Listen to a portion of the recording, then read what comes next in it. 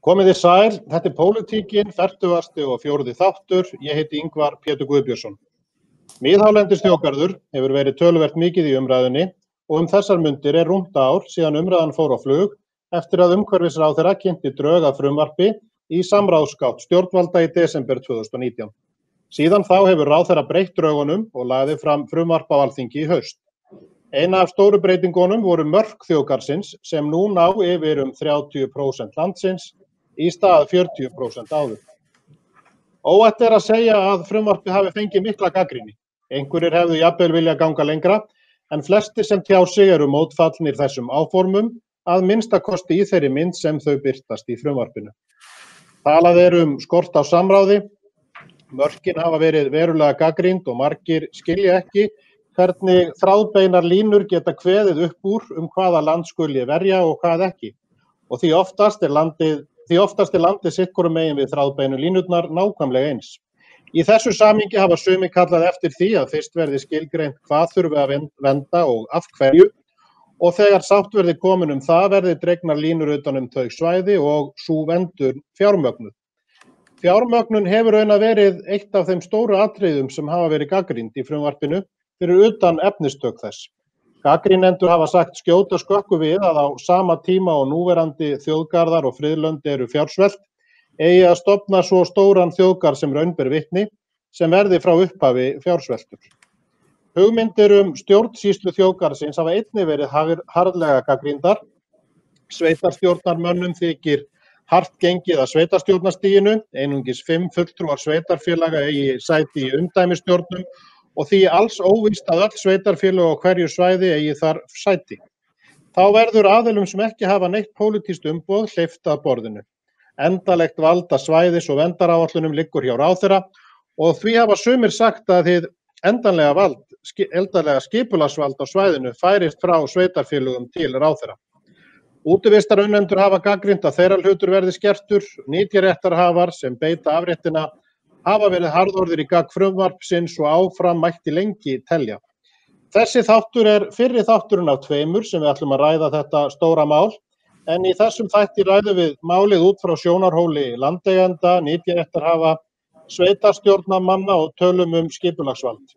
Eftir 2 vikur munum við síðan nálgast málið út frá sjónarhóli útivistarunnenda og þeirra sem stunda atvinnu og annan rekstur á hálendinu. Ég fengi góða gesti til mín sem þekkja málið vel, annars vegar Guðrúnu S. Magnúsdóttur bónda og sveitarstjórnarmann í Bláskógabyggð, en Guðrún jafnframt fjallkóngur á Biskupstungnaafrétti, og hins vegar Jón Bjarnason bónda og sveitarstjórnarmann í Hrunamannahreppi, en Jón jafnframt fjallkóngur á Hrunamannaafrétti. Ekki oft sem maður talar við 2 kónga. Verið þið velkomin bæði 2. Takk. Já, takk. Guðrún, nú tæpt ár síðan að þú mættir í eftirminnilega þátt af Silfrinu til að ræða þessi mál þar sem að þú lýstir vel afstöðu þinni. Nú hefur frumvarpið tekið einhverjum breytingum síðan, en hver afstaða þín til málsins í dag og hvernig horfir þetta mál við þér svona kannski sem nytjaréttarhafa, ekki síst? Já, afstaða mín hér og okkar en í þessu sveitarfélagi, hún ennþá algjörlega óbreytt og okkur hefur fundist ekki að vera tekið nægt mark á okkar sjónarmiðum og okkar ábendingum. Og kannski fyrir það fyrsta það voru ekki verið bent á vankanta núverandi fyrirkomulags sem rauninni mjög gott fyrirkomulag þjóðlendanna og að vera kalla eftir svona stóri lagabreytingu á þess að geta bent á nokkuð sem að því sem núna, það finnst okkur einkennilegt. Nú kostur og gallar fyrir hugans þjóðgarðs hafa ekki verið metnir og ekki verið gerður samanburður á núverandi fyrirkomulagi og því að fá þjóðgarð. Við höfum líka viljað sjá hvernig það kæmi út að bera þessi 2 atriði saman. Bæði með tilliti til umhverfisverndar, umhverfisvernd eitthvað verri á þjóðlendunum heldur en í þjóðgarðunum, eða betur hana haldið og síðast kannski ekki en síst að meta kostnaðinn við þessa mismunandi útfærslur hjá ríkinu, hverju kostnaður ríkisins við þjóðlendur og síðan á móti kostnaði við þjóðgarðana.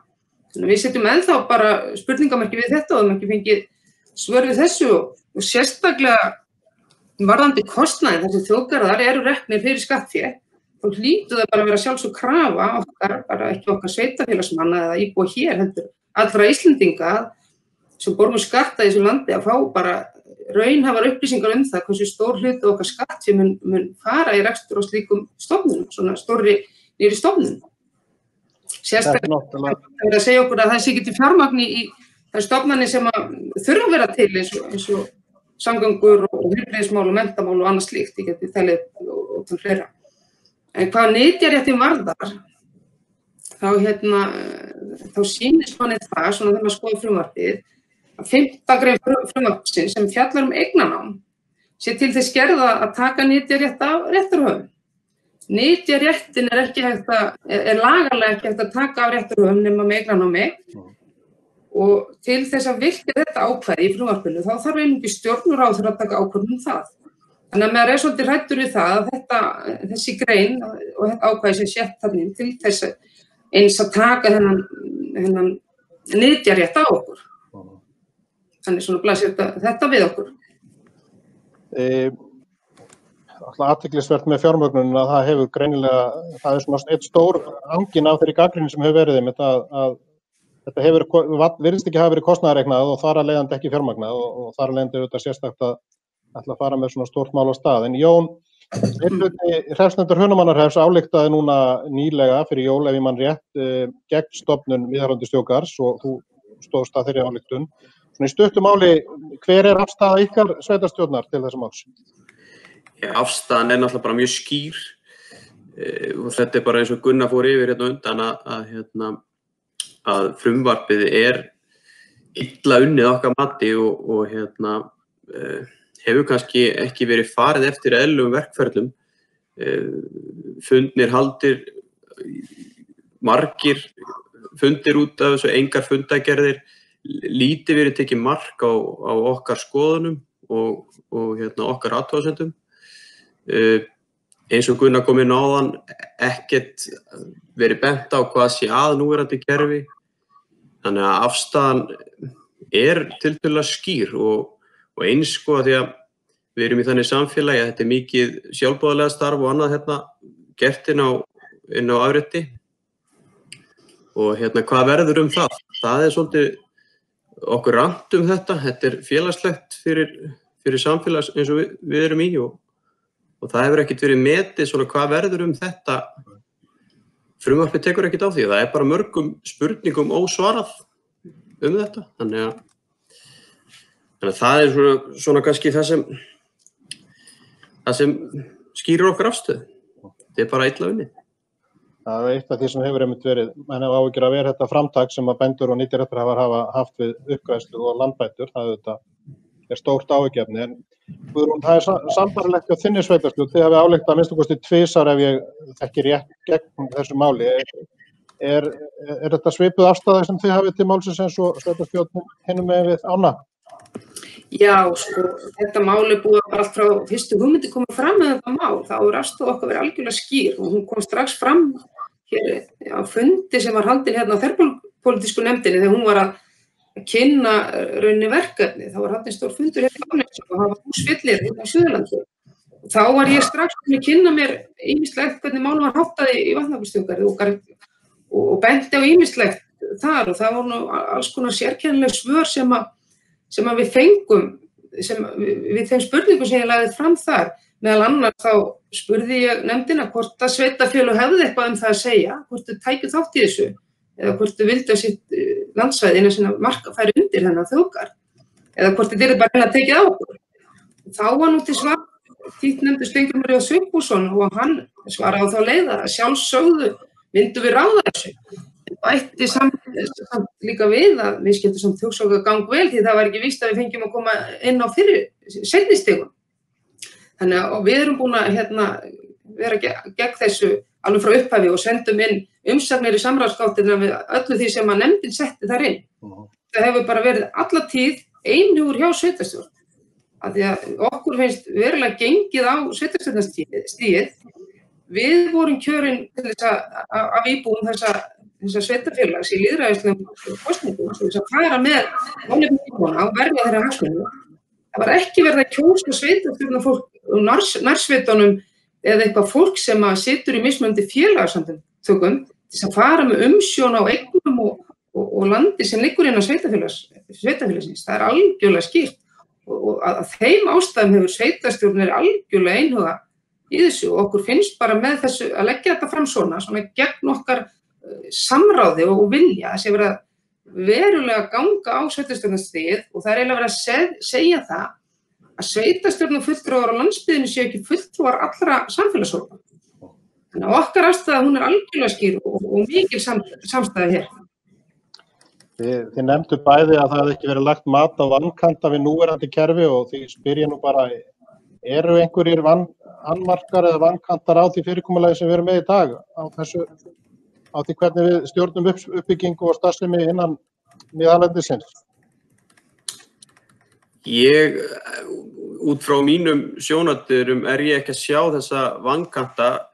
Við fylgjum bara lögum og reglum, gerum aðalskipulag og förum eftir skipulagslögum og það landsskipulagsstefna sem við tökum hliðsjón af og svo bara öll okkar samskipti verið gegnum forsætisráðuneytið og ég get ekki séð að þetta hafi verið neitt sem hafi komið upp á í þessu núverandi kerfi.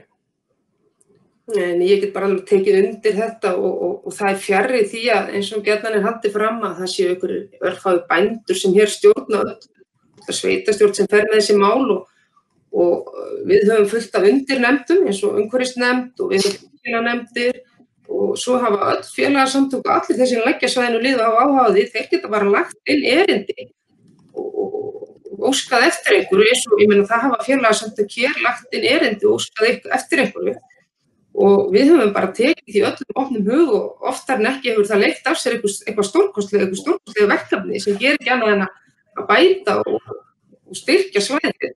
Og við höfum líkt og í Hrunamannahreppi og þessum sveitum á landinu þá höfum við unnið mjög náið með landgræðslunni bara í áratugi og náðist alveg gríðarlega góður árangur á því sviði. Nú við höfum líka, við mögum ekki gleyma því að það eru starfandi ríkisstofnanir á þessu landi sem fara með umsjón við náttúruvernd. Það umhverfisstofnun og svo minjastofnun. Það Náttúrustofa Íslands og allar þessar ríkisstofnanir fara með þessi málefni og þær hafa nú bara getað leita beint til okkar með sín málefni og við höfum bara ekki gert annað en að taka þeim með opnum hug og að því að við höfum staðið okkur það vel í að hafa málin í lagi eins og skipulagsmálin sem okkur skylt að gera þá höfum við getað brugðist við erindum frá til dæmis eins og gerast hjá okkur núna þessum umhverfisstofnun leitar til okkar með að fá lóð undir landvarðahús. Þá getum við bara, af því að þeir sjá í skipulagi, að við erum tilbúin með lóð sem myndi henta þeim. Þannig að það þarf ekki þessa gríðarlegu stjórnsýslu og eins og stjórnsýslan núna, þá er hún mjög einföld og skilvirk og hún kostar landsmenn ekki neitt eins og þetta mun gera þegar þetta fer í þessa ríkisstofnun. Við skulum alveg átta okkur á því að það eiga þarna rúmlega 70 manns að vera launum hjá ríkinu við að sitja fundi og taka ákvarðanir. Eitthvað sem gerist núna bara inn í sveitarstjórnarstiginu meðfram öðrum málum. Þannig að ég ætla bara að taka undir með Jóni að ég sé bara ekki vankantana á þessu og við höfum ekki staðið í vegi fyrir því að nokkur einasti Íslendingur hingað til hafi geta notið þjóðlendurinnar eða lagt henni niður á einhvern hátt. Við þetta má bæta að því hún talar landvarðahús þarna inn á Kili. Ég held að kerfið sé bara akkúrat að virka í þessari mynd sem það eins og til dæmis mitt sveitarfélag Hrunamannahrepur sækir það að fara í friðlýsingarferli á Kerlingarfjöllum að því við teljum að það svæði þurfi meira fjármagn til að sinna því.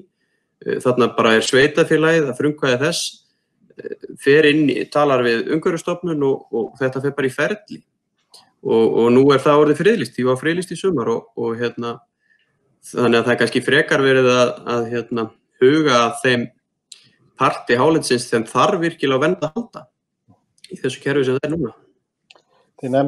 Anna Vika nefndi áðan heldur Guðrún 70 manns sem starfi við þetta og eina stóru breytingunum við það að stofna þennan þjóðgarð einmitt að þarna verða aðilar sem að ekki hafa neitt pólitískt umboð, fulltrúar félagasamtaka, frjálsra félagasamtaka, útivistarsamtaka, umhverfisverndarsamtaka meðal annars nefnt aðilar að þessu máli og eins og kom fram að þá hafa þessar aðilar náttúrulega bara geta haft samband við sveitarstjórn með allar sínar hugmyndir.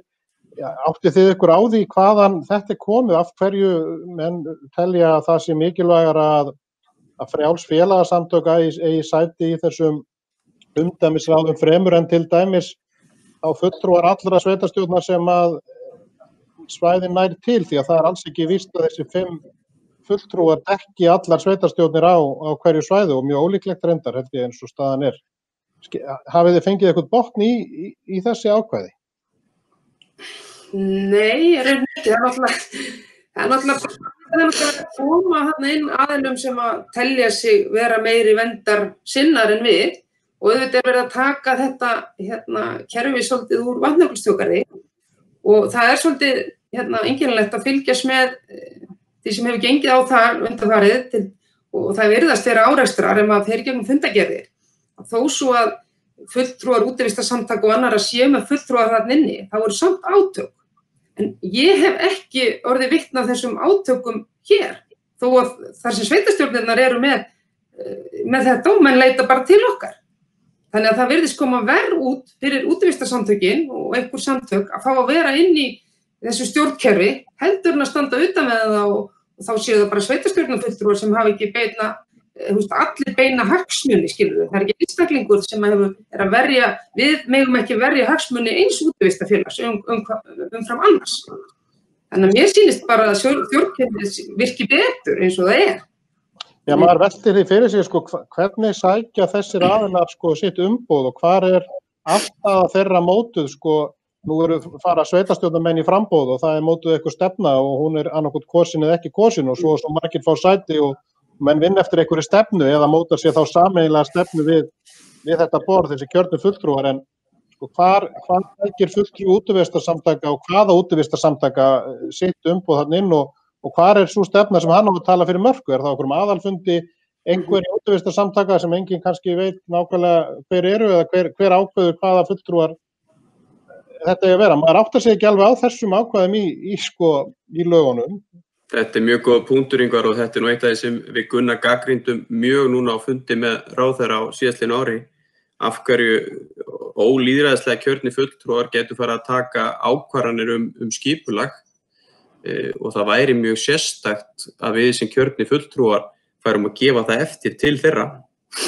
Það er bara mjög sérstakt og oft á tíðum eru kjörni fulltrúar bænda, fulltrúar landverndar, fulltrúar nytjaréttarhafa.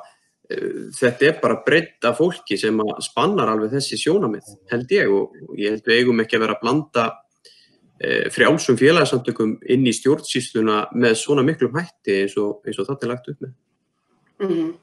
Algjörlega. Maður líka getur hvað er umhverfissamtök?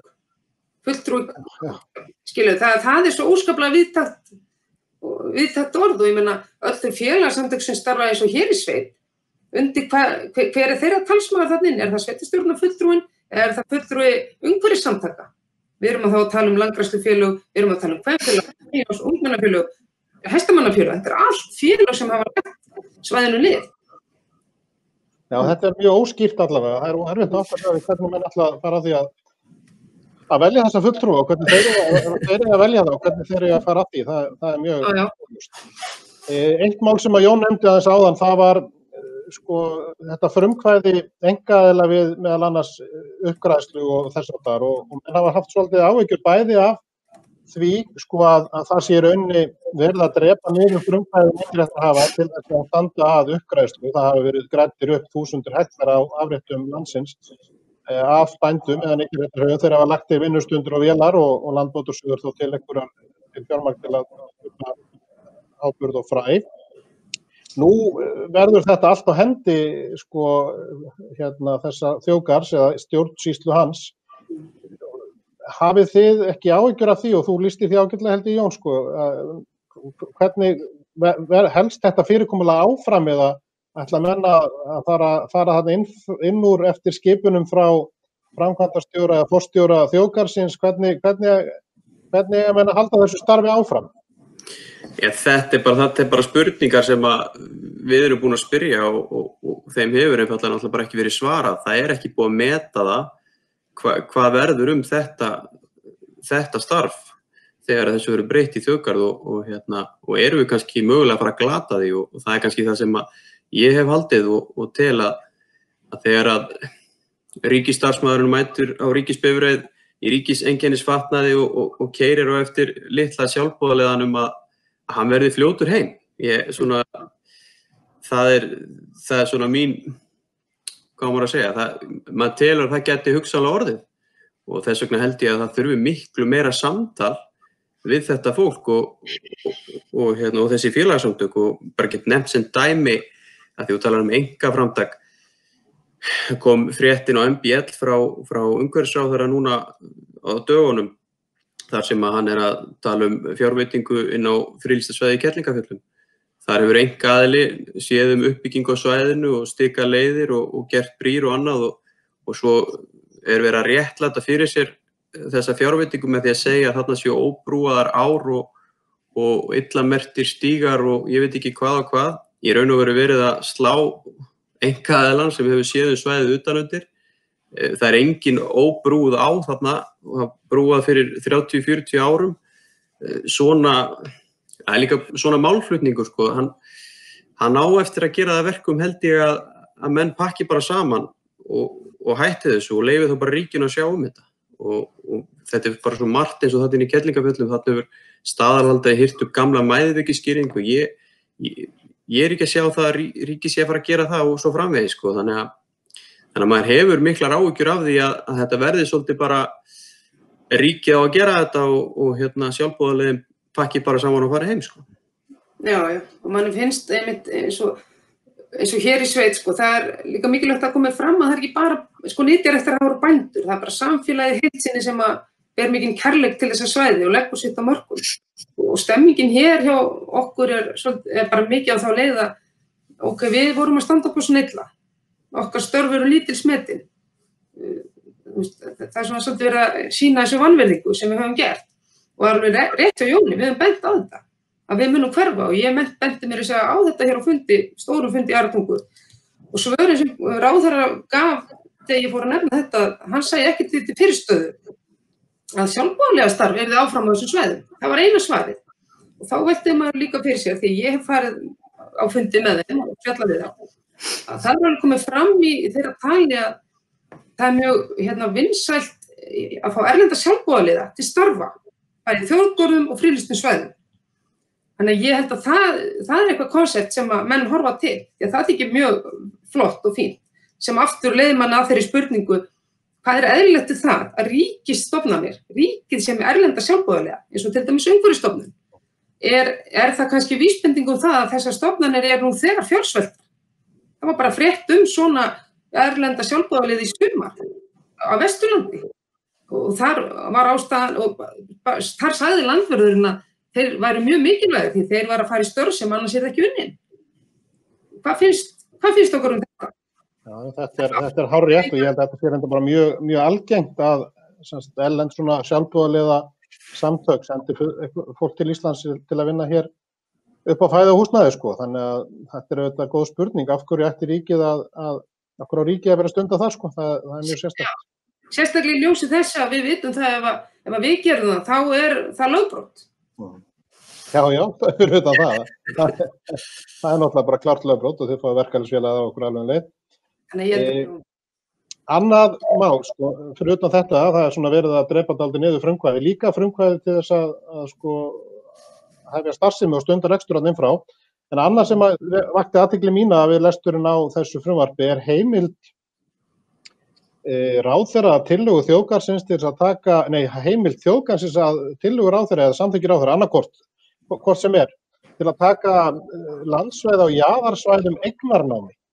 Og þetta er dálítið stórt því að menn hafa nú verið að horfa svolítið frá þessum eignarnámum mikið á Íslandi, Þetta er náttúrulega helling í orkuvinnslu og í vegabótum, en menn reinorðið að allt sem hægt til að semja, sko maður áttar sig ekki alveg á þessu, sko er 30% ekki nóg og af hverju þurfa menn að vera að taka einhver jaðarsvæði eignarnámi og sko, hver ykkar skilningur á þessu? Já, Þetta nú mjög áleitin spurning, sko. Hvað jaðarsvæði? Það nú ekki einu sinni skilgreint, sko. Svæði þjóðgarðsins. Þetta gefur það auðvitað að það landi sem liggur næst honum. Og fyrir mér þetta bara þannig að þá bara tryggja það ef ég man rétt þá, sko, meiri segja á stjórn og verndaráætlun, hún á að taka til jaðarsvæði. Þannig að þetta umdæmisráð og stjórn sem ekki hafa neitt umboð eiga líka að fara að skipta sér af því hvað fer fram á landinu við hliðina á þjóðgarðinum sem einhver einkaaðili eða sveitarfélag á. Þannig að mér sýnist þetta sé bara þarna inni til þess að geta útvíkka garðinn þá ennþá frekar og teygja sig alltaf neðar og neðar. Það mín sýnur, sko. Þetta náttúrulega algjörlega galið. Hver þá breytingin, sko, það var farið úr 40% landsins í 30%. Það bara hægt að fara í svona hægum skrefum aftur upp í 40% án þess að þurfa að breyta lögum af því að þarna virðist ekkert vera að kalla á það. Það bara heimild til ráðherra til að taka eignarnámi ef að kalla eftir því, sko. Þannig að þetta alltaf athyglisvert að setja svona stórfelld inngrip inn í lagafrumvarp. Mjög athyglisvert. Og eins og þú segir, sko, það oft verið að eins og það sé búið að bakka eitthvað með einhverja smá athugasemdir í frumvarpinu, sko, svo á bara að græja það tilbaka með reglugerðarbreytingum. Eða einhverju slíku og ég komið fyrir 17 eða 18 sinnum í frumvarpinu að ráðherra geti gert með reglugerðarbreytingu eitthvað meira. Bara til dæmis eins og ef við förum að tala skipulagsvaldið sem hann segir að hann sé búinn að koma móts við sveitarfélög, svo stendur bara í 16. grein, held ég, ef ég fer rétt með í frumvarpinu að réttaráhrif stjórnunar og verndaráætlana geti hann breytt ef að það eitthvað vesen með reglugerðarbreytingu. Já, þetta dálítið sérstakt, en það líka þetta með, sko, það var meðal annars voru tekin út bæði virkjanasvæði og fyrirhuguð virkjanasvæði út úr þjóðgarðshugmyndinni eða frumvarpinu, en þau eru náttúrulega öll á jaðarsvæðum, þannig að það var lítið mál að kippa þeim bara inn og segja bara stopp og hingað ekkert lengra, sko. Ef maður les þetta rétt og það virðast allavega mjög margir vera að gera það sem að lesa þetta svona, sem að hafa gagnrýnt þetta. En kannski annað, af því að við ætlum aðeins að tala meira nytjaréttin og hann hefur verið, eins og var nú nýlega í þætti á Kristjáni Má Unnarssyni á Stöð 2, talaði hann væri meira að minna frá landnámi, þessi nytjaréttur, grasnytjarnar að minnstu kosti. Þeir eru bæði fjallkóngar. Hvernig blasir þetta við ykkur svona út frá nýtingu afréttarins til þá beitar, smölun og svo ykkar starfi sem fjallkóngar sem eru auðvitað mikil ábyrgð? Þú byrjar Jón eða? Ég get byrjað.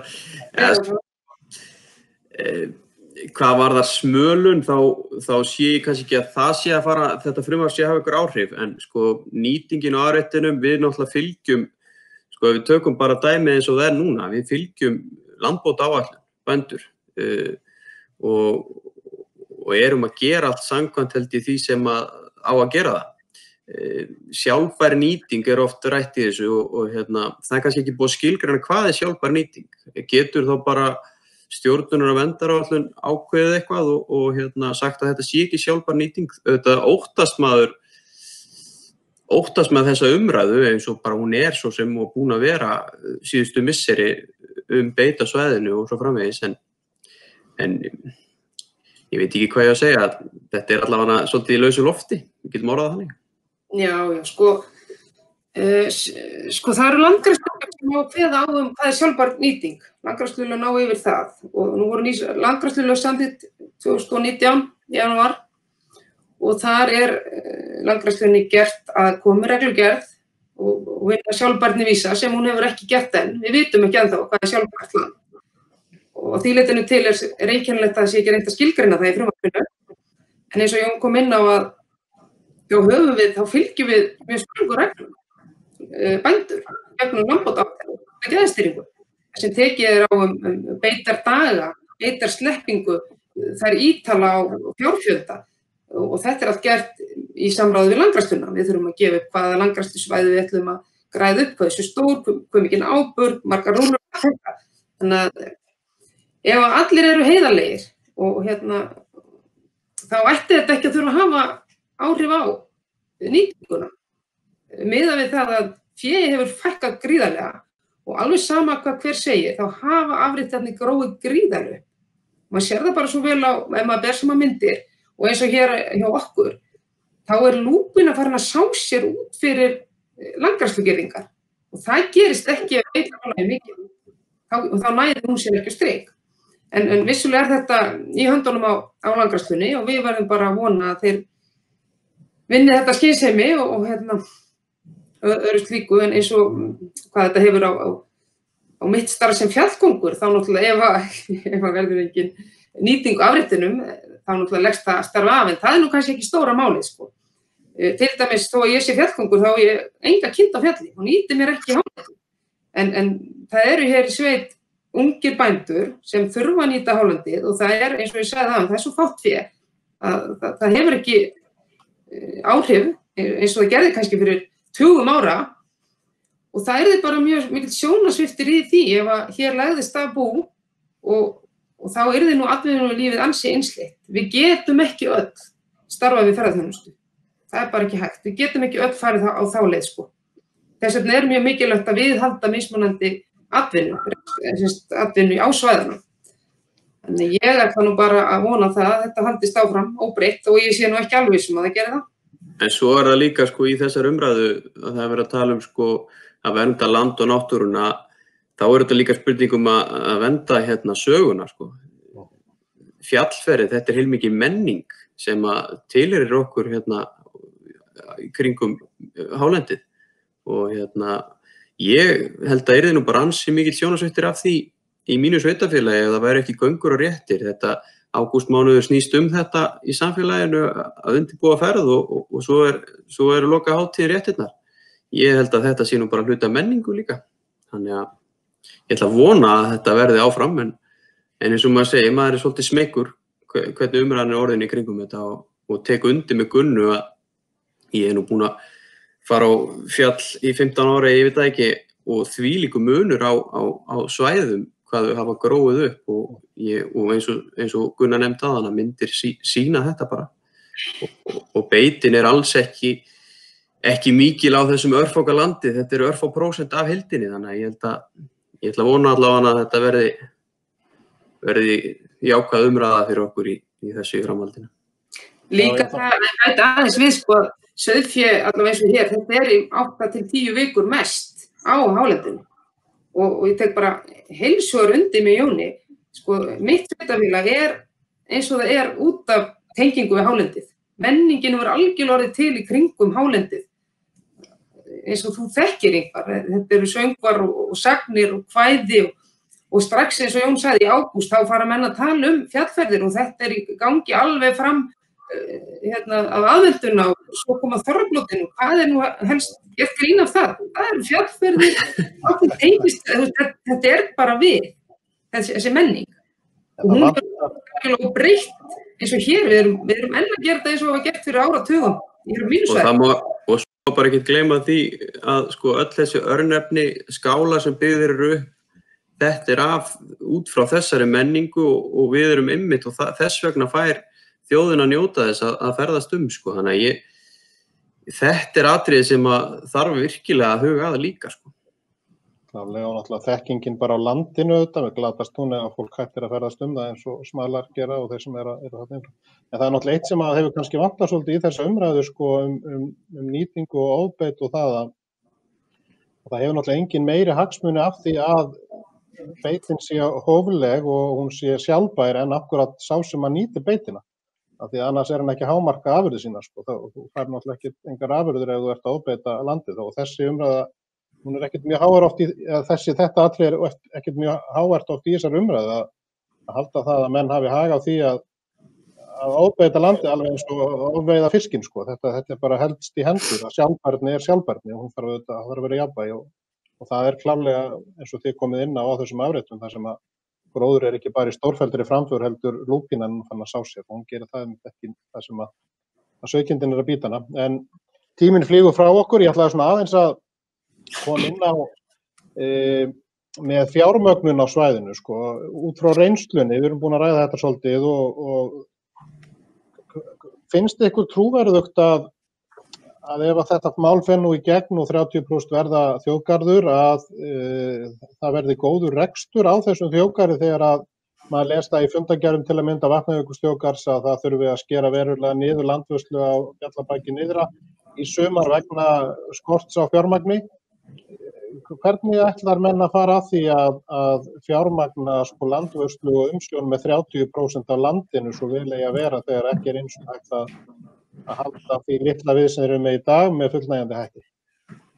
Ég held bara það sé útilokað, en það virðast menn ekki hvorki geta né þora að setja fram einhverja áætlun. Það var alveg skýrt frá þverpólitísku nefndinni að það að liggja fyrir ítarlega fjármagnunar áætlun hvernig ætti að gera hlutina, hvernig ætti að fjármagna þetta. Ráðherra hefur ekki mikið viljað tala þessa hluti, hann talar gestastofurnar. Það einu sem hann talar það eiga að vera einhvers staðar í byggð á kvöldunum og það á að hafa peninga af ferðamönnum og meiri sé að fara að tala á þá leið að þeir þurfi nú ekkert endilega að fara inn á svæðin. Ég held að raunin sé sú að það ekki tilneitt fjármagn í þessi svæði, það á ekki að leggja fjármagn í þessi svæði. Og ég held að sé bara alveg einsýnt að það verður ekkert fjármagn. Við sjáum bara bara þessar þjóðgarða eins og Skaftafellsþjóðgarð sem enda komin undir Vatnajökulsþjóðgarð, rúmlega 50 ára gamall þjóðgarður og það allt í niður. Salernismálin eru sko til háborna skammar, það eitthvað verið að reyna að krúkja þetta núna, það þurfa einhverjar 100 milljónir bara í fráveitumálin. Það eru gámar fyrir starfsmenn, það ekki verið lagað eða gert við í hússtæðna síðan að þjóðgarður var stofnaður. Það væri nú ekki að reyna að gera sóma á þessum svæðum. Hvernig okkur að finnast það trúverðugt að þegar ríkið gat ekki rekið gestastofu á Gullfoss, þið gátu það ekki. Að telja okkur trú það að þetta verði fjármagna. Það bara algjörlega fráleit hugmynd. Já, þetta náttúrulega eitt af því sem margir hafa spurt sko, af hverju menn sýna ekki fram á það að þeir geti yfir höfuð annars þessi svæði sem nú þegar eru komin undir sjálfstæðar stjórnir þjóðgarða eða undir umhverfisstofnun áður en þeir fara að seilast eftir meira landi sko til að undir sig. Það er náttúrulega stóra spurningin sem að situr kannski eftir þetta allt saman. En kannski að lokum ykkar sýn, nú talað gerð stjórnunar og verndaráætlunar og það sagt að menn þurfi semst að taka tillit til hennar, hvort sem þeir eru þar í ferðalögum á eigin vegum eða í atvinnuskyni og eru bundin af þessari áætlun. Sýnist út frá þessum umræðum að við séum ekki hrifin af þessari aðferð. En flesti geta kannski verið sammála svona stóru markmiðin í frumvarpinu að vernda og allt þetta. Hvaða aðra leið eigum við að fara til þess að ná þessu markmiðum ef við þurfum að breyta einhverju? Ef við byrjum á þér, Jón. Þetta mjög góð spurning og þetta kannski líka okkar hlutverk með þessa umræðu sem mjög há núna að taka það góða út úr henni og það alveg klárt að sjálfsögð á að vernda hálendið og nýta hana góðan hátt eins og þú segir að markmiðin í þessu frumvarpi séu. En það kannski betra að byrja með á að sjá þessi svæði sem að nú þegar eru kannski undir friðlýsingu eða þjóðgörðum og gera það vel.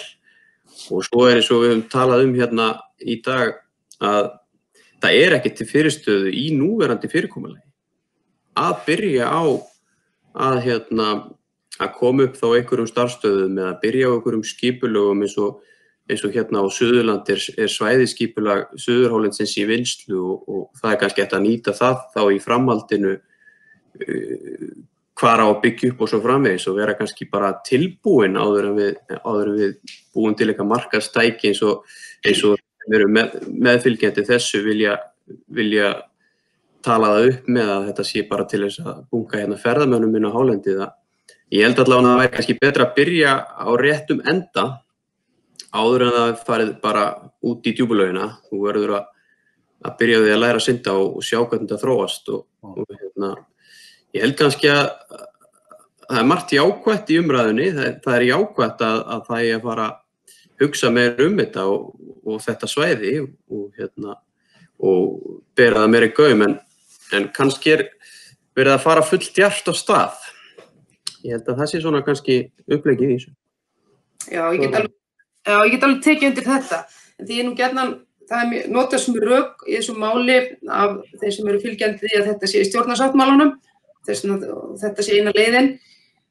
En það var ekkert í stjórnarsáttmálanum sem sagði til hver útfærslan ætti að vera og hver stærðin ætti að vera.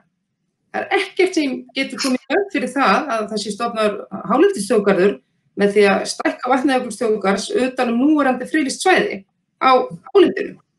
Og ef það eru einhver sveitarfélög, eins og ráðherra segir, sem eru æst í þetta konsept, ef þau leggja svo sitt landsvæði undir líka, þá getur þetta álitsþjóðgarður. Það svo ekki því til fyrirstöðu að þessi garður sterkir gildni með árunum, sérstaklega ekki ef það verður sýnt fram á að stjórnarfyrirkomulagið gott og það fylgir fjármagn. Þá getur hann orðið á endanum til stærri, en hann getur orðið til lítill. En hálendisþjóðgarður verður aldrei stolt þjóðarinnar ef hann verður settur á mig svona valdi. Ég held að þetta séu góð lokaorð í þessum 44. þætti af pólitíkinni. Ég þakka ykkur kærlega, Guðrún og Jón, fyrir að gefa ykkur tíma til að hitta mig og ræða þetta mikilvæga mál. Við erum þá eins og áður kom fram ekki hægt að fjalla málið og munum hittast hér aftur eftir hálfan mánuð. Þá fæ ég til mín góða viðmælendur. Í næstu viku verður pólitíkinni tekin í höndum Guðfinns Sigurvinssonar og ég hvet ykkur til að fylgjast með því. Ykkur sem hafið hort eða hlustað, þakka ég samfylgdina, lifið heil. Takk.